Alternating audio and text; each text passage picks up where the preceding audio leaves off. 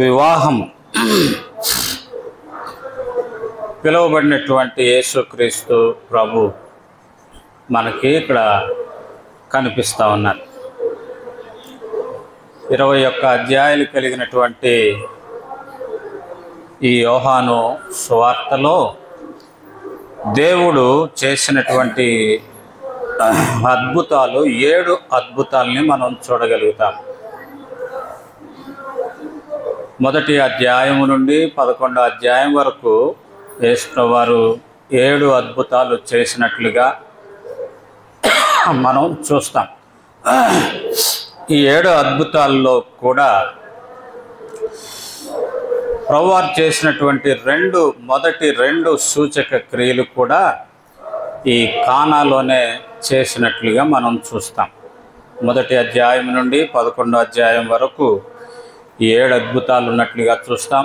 12వ అధ్యాయం నుండి 21వ అధ్యాయం వరకు ప్రభువారు వారికి బోధించినటువంటి విధానం, మరణ పునరుద్ధానాల్ని మనం చూడగలుగుతాం.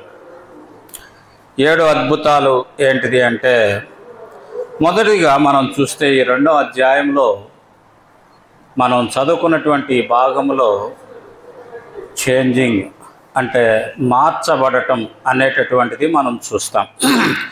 రెండవదిగా 4వ అధ్యాయంలో 46వ వచనం నుండి 54వ అధ్యాయం వరకు హీలింగ్ అనేటటువంటిది మనం చూస్తాం. అంటే స్వస్థపరచటము అనేది మనం చూస్తాం. తర్వాత మనం గమనిస్తే 5వ అధ్యాయము 1వ వచనం 9వ వచనం వరకు మనం అక్కడ చూస్తాం. అక్కడ కూడా మరి స్వస్థపరచడాన్నే చూస్తాం. ఆ తర్వాత 4వదిగా మనం గమనిస్తే 6వ అధ్యాయము 1వ వచనం 14వ వచనం వరకు గమనిస్తే కనుక మనం అక్కడ గమనిస్తాం ఫీడింగ్ అంటే, అక్కడ మరి ఫీడింగ్ అంటే వారికి మరి పంచిపెట్టడం అనేటటువంటిది మనం చూస్తాం.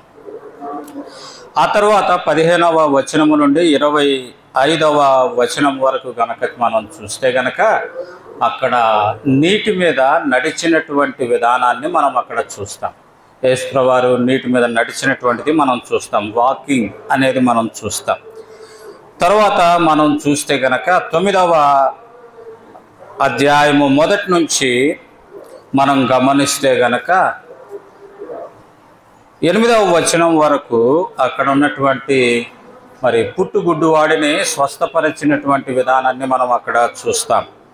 తర్వాత 11వ అధ్యాయంలో 1వ వచనం నుండి 46వ వచనం వరకు మనం గమనిస్తే గనక అక్కడ మరి పునరుద్ధానుడై తిరిగి లేపబడటం అనేది మనం చూస్తాం. అంటే యేసుక్రీస్తు ప్రభు ద్వారా చనిపోయినటువంటి లాజరు తిరిగి బ్రతికించబడటం అనేది మనం చూస్తాం. కాబట్టి ఇవన్నీ కలిపితే గనక అక్కడ ఈ యొక్క 7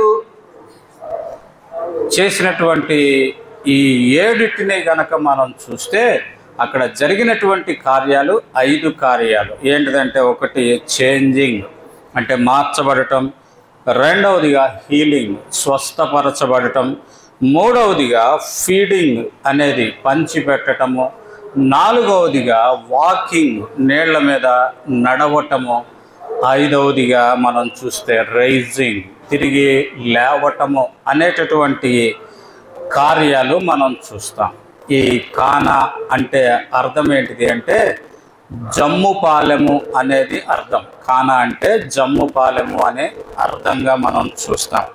ఈ యొక్క మొదటి 2 సూచక క్రియలు, ప్రభువారు చేసినటువంటి మొదటి 2 సూచక క్రియలు ఈ యొక్క కానాలోనే చేసినట్లుగా మనం చూస్తాం. ఈ కానాలో జరిగినటువంటి ఈ వివాహములో మనకి ఇప్పుడు ఈ సమయంలో ఆరాధన కొరకే ఆ యొక్క వివాహంలో ఉన్నటువంటి లోటు లేదా ఏర్పడినటువంటి లోటుని మనం అక్కడ గమనిస్తాం.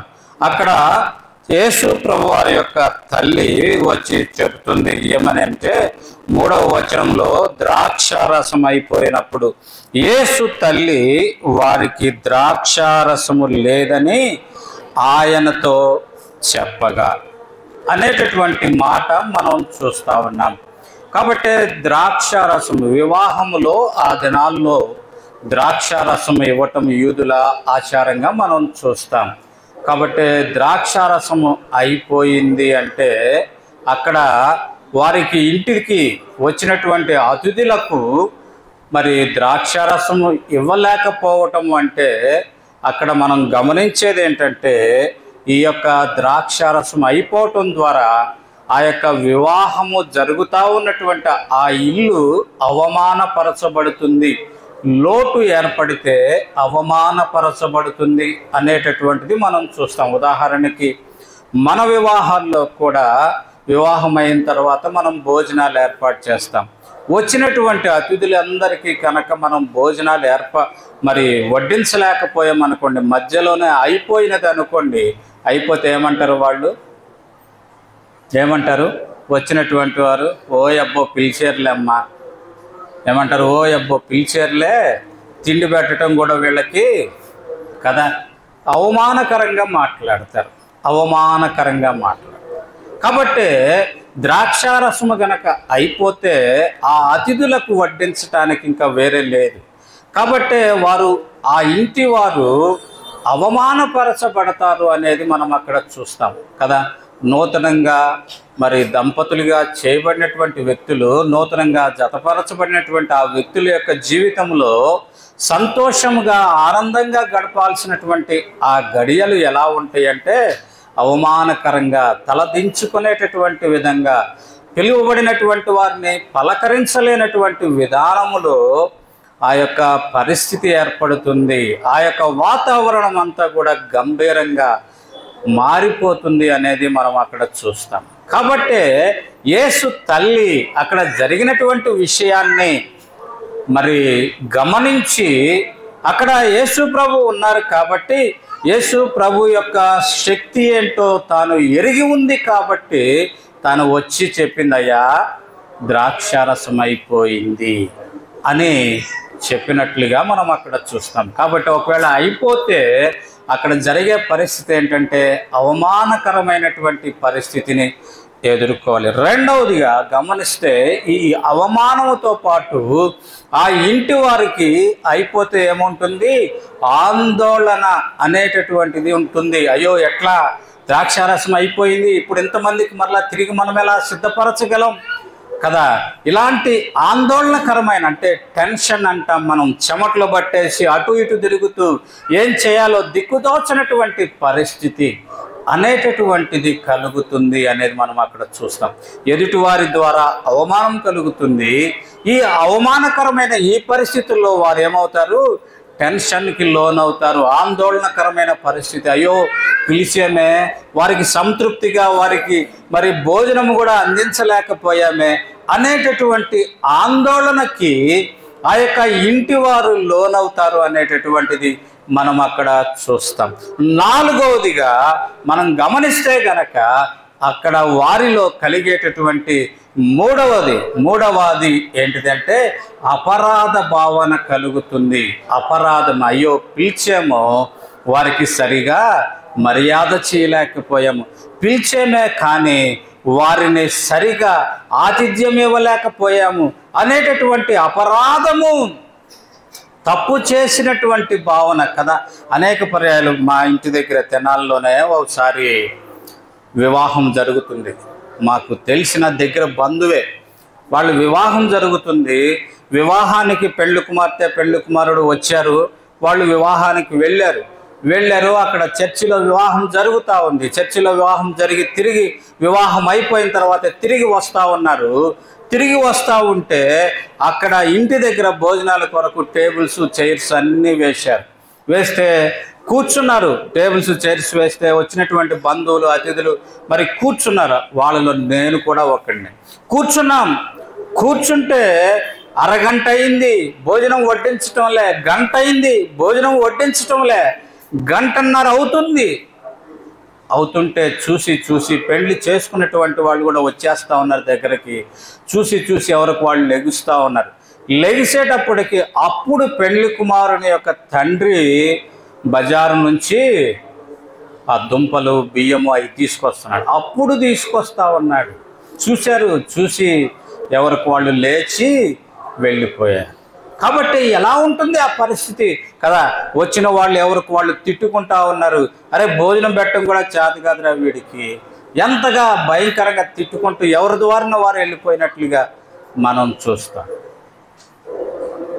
కనుక అటువంటి పరిస్థితి అంటే అవమానం, తర్వాత ఆందోళన, తర్వాత అపరాధ భావము. అయితే దాన్ని మనం ఏమంటామంటే ఆ మూడింటిని కలిపితే కనుక ఆ సంతోష సమయంలో సంతోషము లేనటువంటి పరిస్థితి అనేటటువంటిది మనం చూస్తాం. సంతోషము లేనటువంటి స్థితి. వివాహం అవుతుందే కానీ, వివాహం కొరకు సిద్ధపడ్డారే కానీ తగినటువంటి సిద్ధపాటు లేని కారణం చేత వారి జీవితాల్లో ఏమి లేదు, సంతోషం లేదు. కాబట్టి మనం చూస్తాం బైబిల్ గ్రంథంలో అటువంటి వ్యక్తులు కొంతమంది ఉన్నట్లుగా మనకు తెలుసు. సరైనటువంటి సిద్ధపాటు లేనటువంటి వ్యక్తులు కొంతమంది ఉన్నారు. ఎవరు వాళ్ళు? బుద్ధి లేనటువంటి కన్యకలు వారు దేని కొరకు వారు వచ్చారు అంటే పెళ్లి కుమారుని ఎదుర్కోవటానికి, పెళ్లి విందులో పాల్పొంపులు పొందటానికి వాళ్ళు వచ్చారు. కానీ వారి జీవితంలో సరైనటువంటి సిద్ధపాటు లేని కారణం చేత వారు ఆ యొక్క విందులోనికి ప్రవేశించలేనటువంటి పరిస్థితి. అయ్యా అయ్యా అయ్యా అయ్యా అని తలుపు కొట్టినా కానీ అక్కడ మనం ఏం చూస్తూ ఉన్నామంటే మీరెవరో నేను ఎరుగను అనేటటువంటి ఆ పరిస్థితి. కనుకనే ప్రియమైన సహోదరుడా, ప్రియమైన సహోదరి, అనేక పర్యాయాలు మన జీవితాలు ఆ రీతిగానే ఉంటా ఉన్నాయి. అనేక పర్యాయాలు మన జీవితం ఏంటంటే మనకున్నటువంటిది ఒకటి ఏంటంటే అది మేము పుట్టుక క్రైస్తవులమండి కదా, అది ఉంటుంది. మేము పుట్టుక క్రైస్తవులమండి. పుట్టుక క్రైస్తవులైతే ఏంటంట తగినటువంటి సిద్ధపాటు కనుక లేకపోతే మన జీవితంలో కలిగేటటువంటిది ఏంటంటే అవమానకరమైనటువంటి స్థితి. అందుకే ఇక్కడ మనం ఒక మాట చూస్తాం. హెబ్రీలకు రాసినటువంటి పత్రికలో ఒక మాట చూస్తాం. అంతకుముందు కూడా నాకు అది చెప్పినట్లుగా గుర్తుంది. హెబ్రీలకు రాసినటువంటి పత్రికలోనే అనుకుంటాను ఒక మాట, ప్రభువు తన వారిని ఎరుగును అనేటటువంటిది కాదండి, ఇక్కడ క్షమించండి, కొరింథీలకు రాసినటువంటి పత్రిక అనుకుంటారు. కొరింథీలకు చూడండి, ప్రభువు తన వారిని ఎరుగును అనేటటువంటిది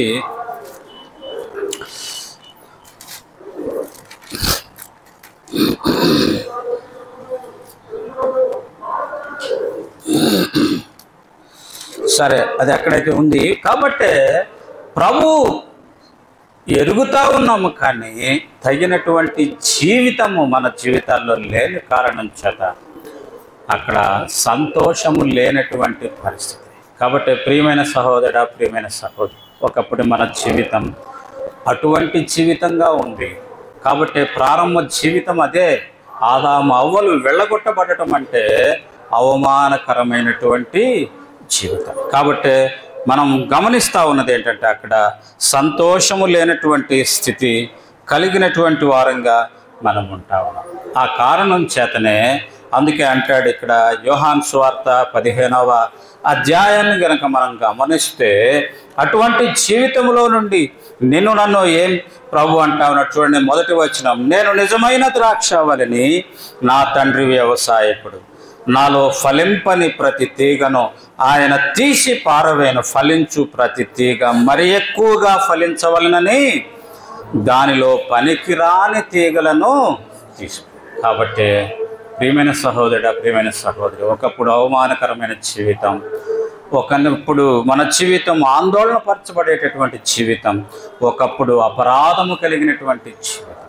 అలాంటి జీవితంలో నుండి ప్రభు కల్వరి శిలువలో నీ కొరకై నా కొరకై బలి అవటం ద్వారా, ఆ యొక్క కార్చబడినటువంటి ఆ రక్తము ద్వారా నీవు నేను కూడా ఆ యొక్క నిజమైన ద్రాక్షావళిలో అంటుగట్టబడినటువంటి జీవితం కలిగినటువంటి వారంగా మనం ఉంటా ఉన్నాం. అలా అంటుకట్టబడటం ద్వారా మన జీవితంలో జరిగేటటువంటి పరిస్థితి ఏంటంటే ఈ యొక్క 15వ అధ్యాయంలోనే 11వ వచనం గనక మీరు చూస్తే, మీ యందు నా సంతోషము ఉండవలననియు మీ సంతోషము పరిపూర్ణము కావాలననియు ఈ సంగతులు మీకు. కాబట్టి ఒకప్పుడు సంతోషం లేక అవమానంతో, ఒకప్పుడు సంతోషం లేక ఆందోళనతో, ఒకప్పుడు సంతోషం లేక అపరాధభావంతో, పాపము చేశాం, తప్పు చేశామనేటువంటి ఆ భావము కలిగి సంతోషం లేని స్థితిలో ఉన్నటువంటి నేను ఆ జీవితంలో తిరిగి ప్రభు నీకు నాకు సంతోషం ఇచ్చేదాని కొరకై మనం అక్కడ చూస్తాం. ఎలాంటి సంతోషం ప్రభు ఎలాంటి ఆశ కలిగి ఉంటా ఉన్నాడంటే తన బిడ్డలు సంతోషముతో ఉండాలని, నా సంతోషము మీ సంతోషము పరిపూర్ణము కావాలి అనేటటువంటి ఆశ ప్రభులో ఉన్నట్లుగా మనం అక్కడ చూస్తాం. తిరిగి మనం గమనిస్తే ఈ యొక్క యోహాను సువార్తలో మనం చూస్తూ ఉన్నాం.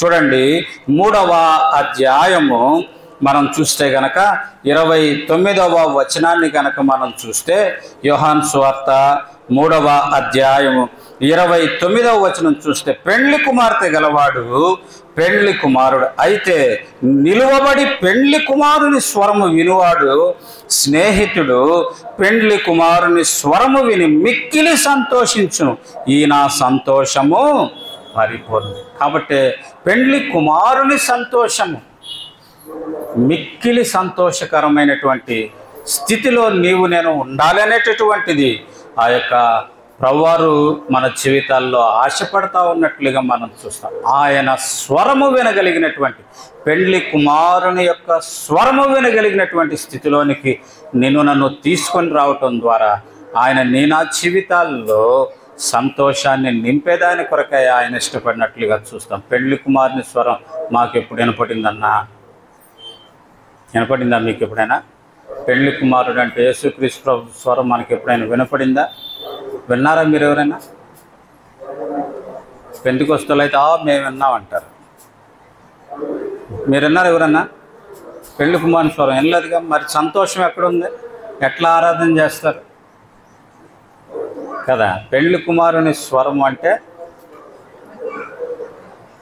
దేవుని వాక్యమై ఉన్నటువంటి దేవుడు దేవుని ద్వారా మనతో అనుదినము మాట్లాడుతూ ఉన్నాడు. ఆ రీతిగా నన్ను సంతోషపరచు, మన అక్కర కొలది, మన అవసరత కొలది, దినదినము మన పరిస్థితులన్నింటిలో కూడా ఆయన మాట్లాడేటటువంటి దేవుడుగా మన జీవితాల్లో ఉంటూ మనల్ని సంతోషపరుస్తూ ఉన్నట్లుగా మనం చూస్తాం. అంత మాత్రమే కాకుండా యోహాను సువార్త 16వ అధ్యాయంలో గనక మనం గమనిస్తే, యోహాను సువార్త 16వ అధ్యాయం 24వ వచనంలో, ఇది వరకు మీరేమీ నా పేరట అడగలేదు, మీ సంతోషము పరిపూర్ణమగునట్లు అడుగుడి మీకు దొరుకును. కాబట్టి ఇక్కడ మనం చూస్తూ ఉన్నది ఏంటంటే, ఎలా మనల్ని సంతోష పెట్టాలని ప్రభు ఇష్టపడతా ఉన్నాడు అంటే మనం అడగటము ద్వారా దానిని పొందుకోవటం. కాబట్టి మొదటిదిగా ఎలా మనల్ని సంతోష పెట్టడానికి దేవుడు ఇష్టపడతా ఉన్నాడంటే ఆయన వాక్యము ద్వారా ఆయన నన్ను సంతోషపరుస్తూ ఉన్నాడు. రెండవదిగా ప్రార్థన ద్వారా, నేను ప్రార్థన చేయటం ద్వారా, ప్రార్థనకు తగినటువంటి జవాబు ప్రతిఫలం పొందటం ద్వారా నేను సంతోషంగా ఉండాలనేది దేవుని యొక్క ఆశగా మనం చూస్తా ఉన్నాం. 17వ అధ్యాయము 12వ వచనాన్ని కనుక మనం గమనిస్తే అక్కడ వ్రాయబడతా ఉంటుంది. చూడండి 17వ అధ్యాయము 12వ వచనం, నేను వారి యొద్ద ఉండగా నీవు నాకు అనుగ్రహించిన వారిని నీ నామమందు కాపాడితిని, నేను వారిని భద్రపరుస్తుని గనుక లేఖనము నెరవేరునట్లు నాశనపుత్రుడు తప్ప వారిలో మరి ఎవరినో నశింపలేదు. ఇప్పుడు నేను నీ యొద్దకు వచ్చుతున్నాను, నా సంతోషము వారి యందు పరిపూర్ణమగునట్లు లోకమందు ఈ మాట చెప్పుచున్నా. కాబట్టి ఇక్కడ మనం ఏం గమనిస్తా ఉన్నామంటే ఆయన యొక్క కాపుదల, ఆయన యొక్క కాబట్టి మన జీవితాల్లో మనం చూస్తూ ఉన్నాము. ఇందాక మనం గమనించింది ఏంటంటే ఆ యొక్క తల్లి వచ్చి ప్రభువుకి ఏం చెప్పింది? అడిగింది, అయ్యా ద్రాక్షారసము అయ్యి. అంటే ఏంటి? అడగటము, రిక్వెస్టింగ్. అడిగినప్పుడు ఆ ప్రభువారు తన సమయంలో తిరిగి అక్కడ ద్రాక్షారసము మరి చేసినట్లుగా మనం అక్కడ చూస్తాం. ఆ ద్రాక్షారసము చేసినప్పుడు ఆ విందు ప్రధాని పిలిపించాడు పెండ్లి కుమారుణ్ణి పిలిపించి ఏమన్నాడంటే ముందుగా మంచి ద్రాక్షారసం పోస్తారు, పోసి ఏం చేస్తారు, జనులు మత్తుగా ఉన్నప్పుడు ఏం చేస్తారు, పాతబడిపోయింది జబ్బు రసాన్ని పోస్తారు. అయితే నీవు ఏం చేశావు, మంచి ద్రాక్ష రసాన్నే పోస్తా ఉన్నావే.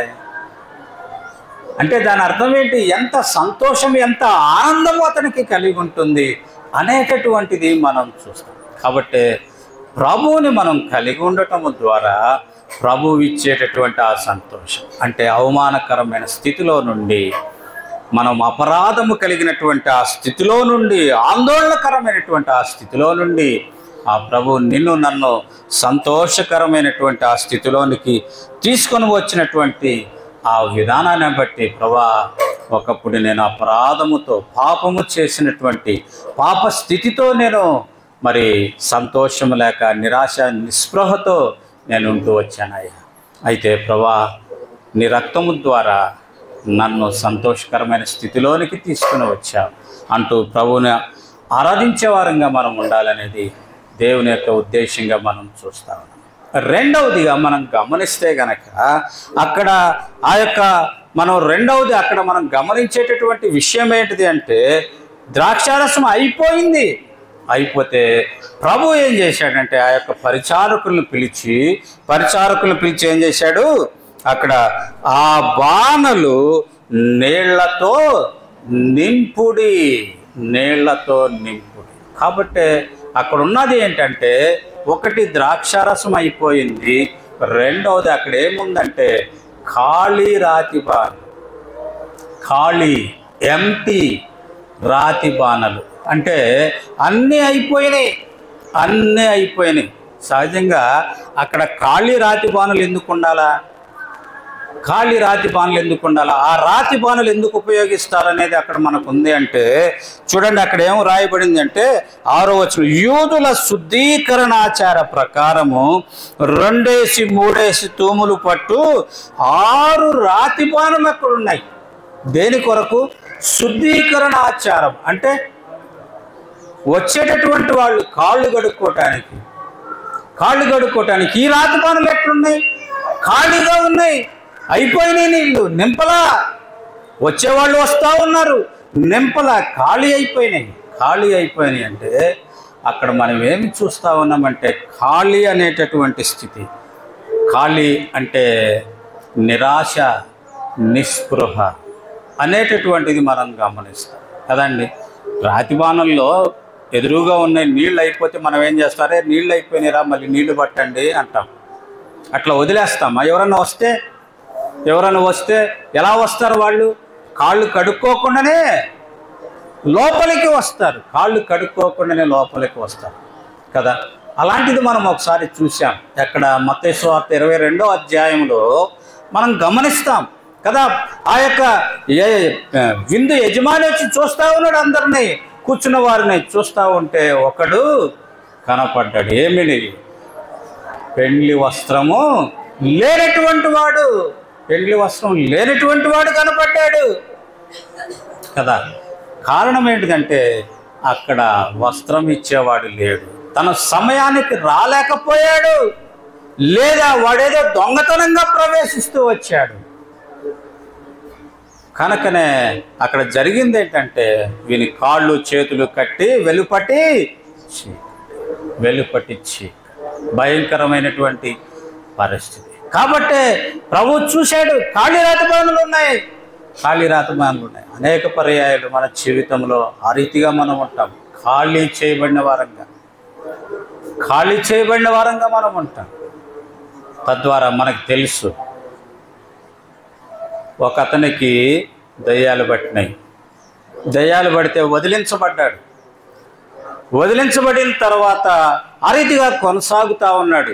ఆ వదిలించబడినటువంటి ఆ దయ్యాలు చూద్దాం, మనం అంతకుముందు ఉన్న చోటు, అంతకుముందు మనం వదిలిచ్చినటువంటి ఆ వ్యక్తి దగ్గర ఏదైనా నింపబడిందా లేదా చూద్దామని చెప్పేసి వస్తే ఏమైంది? అది ఖాళీగా ఉంది. ఏమి దానిలో నింపబడలే, ఖాళీగా ఉంది. ఖాళీగా నింపితే ఉంటే ఆ దయ్యం ఏం చేసింది? పోయి మరి 7 చెడ్డయి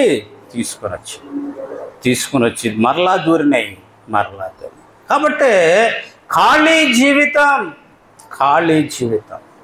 చాలా నష్టకరం, చాలా ప్రమాదకరం. మొదటి స్థితి కంటే ఆ స్థితి చాలా భయంకరమైనటువంటి స్థితి. కనుకనే ఆ ఖాళీ రాతి బాణల్లో నీళ్లు నింపబడినటువంటి ఆ నీళ్లు ద్రాక్షారసంగా మార్చబడాలి అనేటటువంటిది మనం చూస్తాం. ఆ ద్రాక్షారసంగా మార్చబడటం ద్వారా ఈ ద్రాక్షారసం అనేటటువంటిది తిరిగి తీసుకొని విందు యజమాని దగ్గరికి వెళ్ళినట్లుగా మనం చూస్తాం. ఆ ద్రాక్షారసము దేనికి సాదృశ్యంగా దేవుని వాక్యంలో ఉంది అనేది మనం గనక చూస్తే మత్తయి సువార్త 26వ అధ్యాయము 26వ వచనం నుండి 30వ వచనం వరకు మనం చూస్తే గనక మత్తయి సువార్త 26వ అధ్యాయము 26వ వచనం నుండి 36వ వచనం వరకు 35వ వచనం వరకు మనం చూస్తే గనక మత్తయి సువార్త యేసు ఒక రొట్టె పట్టుకొని వారిని ఆశీర్వదించి శిష్యులకిచ్చి తినుడి, గిన్నె పట్టుకొని కృతజ్ఞతాస్తుతులు చెల్లించి వారికిచ్చి దీనిలోనిది మీరందరూ త్రాగుడి, ఇది నా రక్తము, అనగా పాప క్షమాపణ నిమిత్తము అనేకుల కొరకు చిందింపబడుచున్న నిబంధన రక్తం. కాబట్టి ఈ ద్రాక్షరసం దేనికి సాదృశ్యంగా ఉందంటే ప్రభువారి యొక్క రక్తానికి సాదృశ్యంగా ఉంది. కాబట్టి ఆ రక్తం పాప క్షమాపణ అనేటటువంటిది మనకు అనుగ్రహించినట్లుగా మనం చూస్తాం. కాబట్టి ద్రాక్షరసం దేనికి సాదృశ్యంగా ఉందంటే ప్రభువారు కల్వరి శిలువలో చిందించినటువంటి ఆ రక్తానికి సాదృశ్యంగా. ఆ రక్తం మానవుని యొక్క జీవితాన్ని శుద్ధీకరణ చేయడానికి ఉపయోగించబడినట్లుగా చూస్తాం. కాబట్టి ఎందుకు శుద్ధీకరించాలి అని అంటే గనక ఇందాక మనం చూసాం ఏంటి? అపరాధము వారి జీవితాల్లో ఉంది, అవమానము వారి జీవితాల్లో ఉంది, ఆందోళన వారి జీవితాల్లో. కాబట్టి ఆ ఖాళీ నింపబడి ద్రాక్షరసంగా మార్చబడినప్పుడు ఆ ద్రాక్షరసము ద్వారా అది నింపబడటము ద్వారా ఆ అవమానము తొలగిపోతుంది, అపరాధము తొలగిపోతుంది, ఆందోళన తొలగిపోతుంది. కాబట్టి నీ నా జీవితాల్లో అట్టి జీవితము కలిగినటువంటి నన్ను శుద్ధీకరించేదాని కొరకై ఆ ప్రభువారే ఆ యొక్క కల్వరి శిలువలో తన రక్తాన్ని కార్చినట్లుగా మనం చూస్తాం. తద్వారా ఆ రక్తము ద్వారా మన జీవితాన్ని, మన పాపస్థితి అంతటినీ కూడా ప్రభు మార్చినట్లుగా మనం చూస్తాం. రెండవదిగా మనం గనక గమనిస్తే అక్కడ మొదటి కొరింథీయులకు రాసినటువంటి పత్రిక 11వ అధ్యాయం, కొరింథీయులకు రాసిన పత్రిక మొదటి పత్రిక 11వ అధ్యాయము మనం గమనిస్తే అక్కడ వ్రాయబడతా ఉంటుంది. చూడండి 25వ వచనం. ఆ ప్రకారమే భోజనమైన పిమ్మట ఆయన పాత్రనెత్తుకొని, ఈ పాత్ర నా రక్తం వలన క్రొత్త నిబంధన, మీరు దీనిలోనిది త్రాగునప్పుడల్లా ఏం చేయాలా? నన్ను జ్ఞాపకము చేసుకోవాలా. రెండవది ఆ ద్రాక్షరసం ప్రభుని జ్ఞాపకం చేస్తూ ఉంది, అనేక పర్యాయాలు మనం ఆ జ్ఞాపిక లేకుండానే అవమానంలోనికి వెళ్తాం, అపరాధాల్లోనికి వెళ్తాం అనేక పర్యాయాలు. అందుకే మనం చూస్తాం ఆదికాండంలో మనం చూస్తాం కదా, 3వ అధ్యాయంలో మనకెవరు కనపడతారు? ఆది పితరులైనటువంటి ఆదాము అవ్వ కనపడతారు. ఆదాము అవ్వ దగ్గరికి ఎవరు వచ్చారు కదా? సర్పరూపంలో సాతాను వచ్చింది. సాతాను వచ్చి చెప్పింది, ఏం పర్లేదు, ఆ ఫలాన్ని తినండి, తింటే మీరు ఎట్లా అవుతారు? దేవతల వలె అవుతారు అన్నప్పుడు అవ్వేం చేసింది? పోయి ఫలాన్ని తింది. తినటమే కాకుండా ఆదాము కొరకు కూడా కొన్ని కోసుకొని వచ్చింది. ఆదాముకు కూడా పెట్టింది. ఆదాము కూడా తిన్నాడు. ఎందుకు తింది అంటే, ఎందుకు ఆ సర్పంతో మాట్లాడొద్దంది అంటే, మాట్లాడి తాను చెప్పిందల్లా చేసింది అంటే, ప్రభు జ్ఞాపకంలో లేడు. ప్రభు ఇట్లా చేయొద్దన్నాడే, చేస్తావు. ఒకవేళ చేస్తే ఇట్లా అయిపోతే మరణం అన్నాడే, చస్తావు అన్నాడే. జ్ఞాపకం లేదు. కనుక ప్రియమైన సహోదరుడు, అనేక పర్యాయాలు మన జీవిత యాత్రలో మనం చేసేటటువంటి పనుల్లో ప్రభు జ్ఞాపకం లేకుండా మన ఇష్టానుసారంగా మన సొంతంగా మనం చేస్తాం. అందుకే అంటాడు ఇక్కడ చూడండి, సంఖ్యాకాండం 15వ అధ్యాయంలో మనం చూస్తాము. సంఖ్యాకాండము 15వ అధ్యాయంలో మనం చూస్తాం. ఏమనంటే ఒక మాట చూడండి, సంఖ్యాకాండము 15వ అధ్యాయం 30వ వచనం. అయితే దేశమందు పుట్టినవాడే కానీ పరదేశీయే కానీ ఎవడైనను సాహసించి పాపము చేసిన ఎడల. ఎందుకు సాహసించి పాపం చేస్తారంటే, దేవుని గురించిన జ్ఞాపకము లేని కారణం చేత దేవునిని మరిచిపోతాం కదా. అందుకే మనం చూస్తాం, కీర్తన గ్రంథం 107వ అధ్యాయంలో మనం గమనిస్తాం. చూడండి, కీర్తన గ్రంథము 107వ అధ్యాయము 22వ వచనంలో మనం చూస్తే అక్కడ వ్రాయబడిన, వారు ఎర్ర సముద్రం వద్ద భయము పుట్టించు 106, క్షమించండి, కీర్తన 106:22.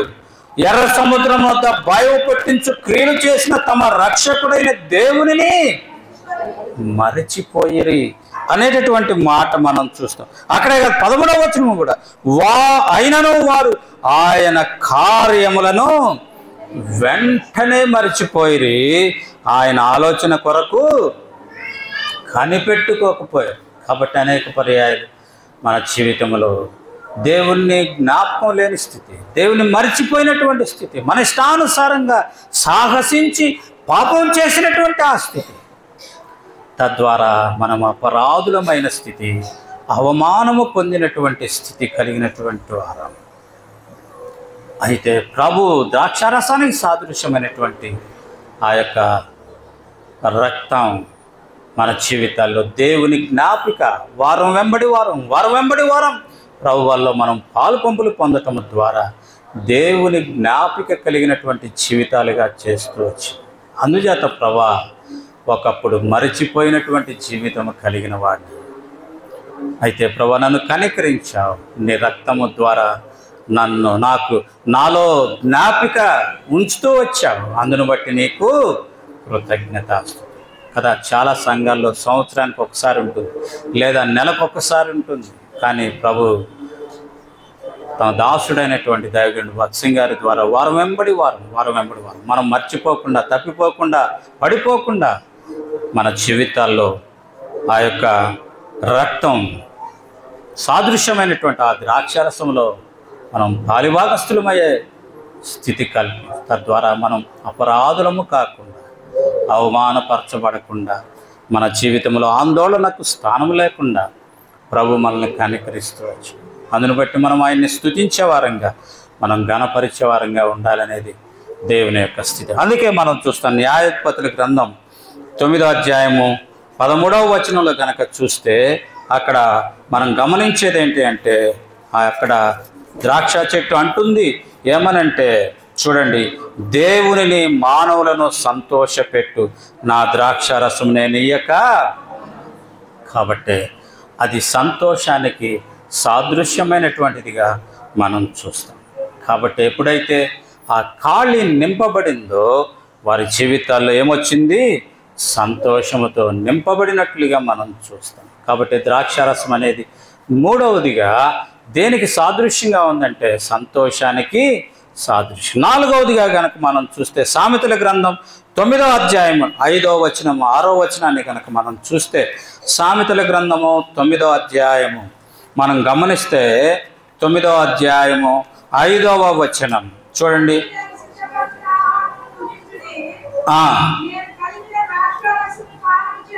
పానము చేయుడి, ఇక జ్ఞానము లేని వారై ఉండక బ్రతుకుడి తెలివి చేయు మార్గములో. కాబట్టి ద్రాక్షారసం దేనికి సాదృశ్యంగా మనకి ఇక్కడ చెప్పబడుతుంది అంటే తెలివికి, జ్ఞానానికి. అజ్ఞానుల వలె మనం ఉండకుండా జ్ఞానము కలిగిన వారంగా మనము ఉండేదాని కొరకై ఆ రక్తము నిన్ను నన్ను మరి జాగ్రత్త పరుస్తూ ఉన్నట్లుగా మనం చూస్తాం. తర్వాత గనక మనం చూస్తే యెషయా గ్రంథం 65వ అధ్యాయం 8వ వచనాన్ని కనుక మనం చూస్తే, యెషయా గ్రంథం 65వ అధ్యాయం 8వ వచనాన్ని కనుక మనం చూస్తే అక్కడ వ్రాయబడినటువంటి మాట ఏంటిది? యెహోవా ఇలాగు సెలవిచ్చుచున్నాడు, కనబడినప్పుడు జనులది దీవెనకరమైనది, దాని కొట్టివేయకము అని చెప్పుదురు కదా. కాబట్టి ఆ రక్తములో నీవు నేను నింపబడటము ద్వారా, ఆ రక్తముతో మనం శుద్ధీకరించబడటము ద్వారా మనం ఎలాంటి వారంగా చేయబడ్డామంటే ఆశీర్వాదకరమైన స్థితిలోనికి దీవెనకరమైన స్థితిలోనికి నీవు నేను తీసుకొని రాబడినట్లుగా మనం చూస్తాం. కాబట్టి మనం గమనిస్తూ ఉన్నాం, ఆ రాతి బాణల్లో మనం గమనిస్తూ ఉన్నది ఏంటంటే అక్కడ ద్రాక్షారసం అయిపోయినప్పుడు వారు అవమానకరమైన స్థితిలో కదండి, ఖాళీ రాతి బాణలు ఉన్నప్పుడు వారు నిరాశ నిస్పృహ. అయితే అట్టి స్థితిలో నుండి ప్రభువు నిన్ను నన్ను మరి ఆ యొక్క ఆనందకరమైన సంతోషకరమైన స్థితిలోనికి తీసుకొని వచ్చినట్లుగా మనం చూస్తాం. కాబట్టి ఆ రక్తము ద్వారా నిన్ను నన్ను శుద్ధీకరించినట్లుగా, తద్వారా నిన్ను నన్ను తన బిడ్డలుగా చేసుకున్నట్లుగా మనం చూస్తాం. కాబట్టి ఆ రక్తము ద్వారా నీ నా జీవితాల్లో దేవుని యొక్క జ్ఞాపకం ఉంచుతా ఉన్నట్లుగా మనం చూస్తాం. ఆ రక్తము ద్వారా నీవు నేను సంతోషకరమైనటువంటి స్థితి ఏమున్నప్పటికీ, ఏమి లేకపోయినప్పటికీ నాకు ప్రభు ఉన్నాడు అనేటటువంటి ఆ స్థితిలోనికి దేవుడు నిన్ను నన్ను తీసుకొని వచ్చినట్లుగా మనం చూస్తాం. ఆ రక్తము ద్వారా దేవుడు నిన్ను నన్ను అజ్ఞానులుగా కాకుండా జ్ఞానము కలిగిన వారంగా, తెలివి కలిగినటువంటి వారంగా, సాహసించి పాపము చేయనటువంటి వారంగా దేవుడు నిన్ను నన్ను తీసుకొని వచ్చినట్లుగా మనం చూస్తాం. ఆ రక్తము ద్వారా దేవుడు నిన్ను నన్ను ఆశీర్వదించినట్లుగా మనం చూస్తాం. కనుక ప్రియమైన సహోదరుడా, ప్రియమైన సహోదరి, ద్రాక్షారసం అయిపోయింది. అయితే తిరిగి ప్రభు ద్వారా ఆ ద్రాక్షారసము నింపబడింది, సమృద్ధిగా ఇవ్వబడింది. ప్రభా, ఒకప్పుడు నా జీవితం ద్రాక్షారసం నీ రక్తానికి లోబడినటువంటి జీవితం ప్రభా. అయితే నీ రక్తముతో నన్ను శుద్ధీకరించు. ద్రాక్షారసం అయిపోయినప్పుడు తిరిగి నీ రక్తముతో నింపి నన్ను తృప్తిపరిచావు. తద్వారా నిన్ను ఆరాధించేటటువంటి స్థితికి నన్ను తీసుకువచ్చు. అందును బట్టి నిన్ను స్తుతిస్తా ఉన్నానని ప్రభువుని హృదయమార కొద్ది మాటలతో ఆయన్ని స్తుతించి ఆరాధించేదాని కొరకు ప్రభు నీకు నాకు సహాయపడినగాక.